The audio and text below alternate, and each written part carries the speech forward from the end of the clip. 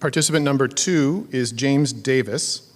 James is a master's student in the Faculty of Humanities and Social Sciences at Athabasca University. And James's presentation is titled, Gamified Learning is Underrated. Do you remember being 13 years old, at school, in your desk, and bored?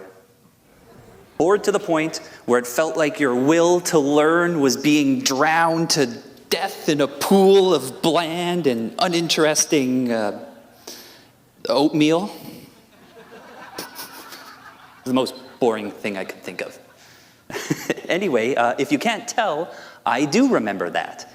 And so when I became a junior high teacher myself, I wanted to save my students from the same fate. So I started using game elements in my lessons, like narratives and point systems. And when I did it right, it was magic. Learners were engaged. And so when I started my graduate studies and I began to research gamification, which is the use of game elements in teaching, I was surprised to find that what my practical experience told me was important did not match the research. Let me explain.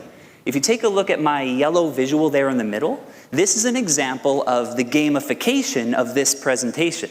And it's kind of fun having a game up there, but it's not relevant, right? Shape finding, which is all that this game exposes you to, has nothing to do with the goal of this presentation that I am giving to you all right now in this very moment. It just doesn't.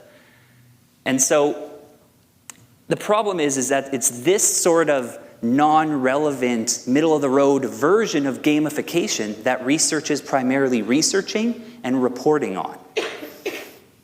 Problem is, if you just slap a game element into a lesson like this, the game does not match the goal.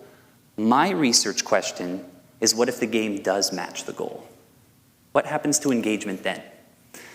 So I created an online learning module with 3 different activities, all on the same topic. One activity is like my blue image on the left there. It has no game elements. My second activity is like my yellow middle image, where it has game elements, but they are not relevant to the goal of the lesson. And my third activity has game elements that are relevant to the goal of the lesson. The difference in learners' self-reported motivation levels between doing those 3 different activities tells you everything you need to know. Now, if you take a look at my left, or the rightmost kind of pink crossword puzzle that I have there, you too will understand what it is that I found out. And that is that with gamification, we can create lessons whereby what we have to learn is also what we want to learn. How great would that be? But this can happen if and only if those who use game elements to teach understand that relevance matters. Thank you.